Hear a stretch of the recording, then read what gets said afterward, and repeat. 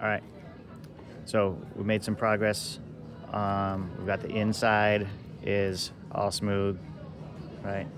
The inside of my special coil. I've got my special coil started to get in and incorporating in.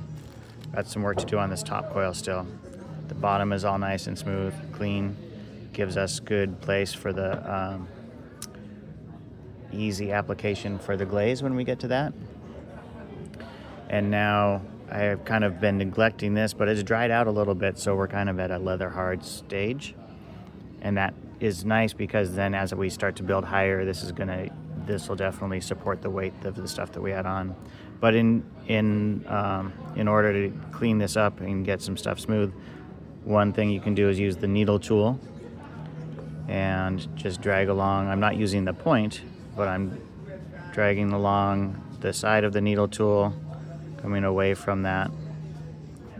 Clean up your tool as you need to. And when it's leather hard, you're not smooshing it as much as you are cleaning.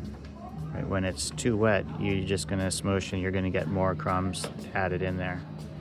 I can go back and forth a lot of repetitions till you start to get some of these cracks out. I like to do this first without water. Then I can go back and I can add a little bit of water at the end if I need to. But again, just moving the clay rather than dragging it around so much.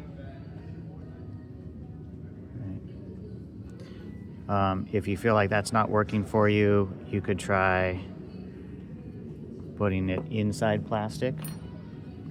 So if we put a layer of plastic over, that helps, kind of just changes how the clay behaves underneath.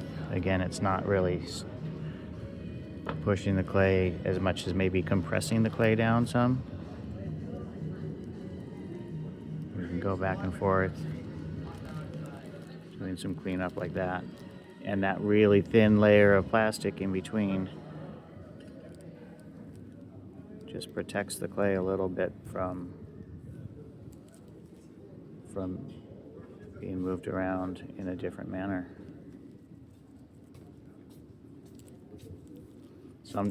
Some cases on these bigger holes, we might need to pack in a little bit of clay, a little extra clay. Up here we can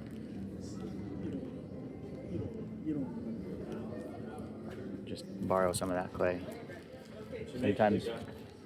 Sometimes your fingers work pretty well to smooth stuff out. There's also a variety of the wooden tools. This flat piece here is nice for the base. You can drag that around on the inside. There's this tool that mimics the curve of your finger a little bit, so sometimes that around on the inside, side to side. And again, then or in here in between the lines. Right, so there's just different ways to approach. Right, I might use just a little bit of water for some of these, just a very little bit of water, and a little bit of water goes a long way. So there's some back and forth that goes with it, but it's worth it in the end to get it nice and clean. Here you can see where two coils met together, and I can even just change that whole direction if I want. I can get rid of this part of it. I can score in between these coils and then smooth them back out so it looks like it's one continuous coil. So a little bit of water to help smooth that out. There's just some back and forth to go with it and decide how you want your coils to look. I think from here, right, so one of the things we can decide, I'm going to leave my coils down below, and then as I build up from this line up, I'm going to smooth it all out. So I'll have a transition between coils, fancy coil or a special coil, and then up above this will be all smoothed out. So there's some different design aspects to think about how you want it to look. All right. one last one. I'm going to score this up, pack that, so I just again see continuous coil along through here. Thanks for watching.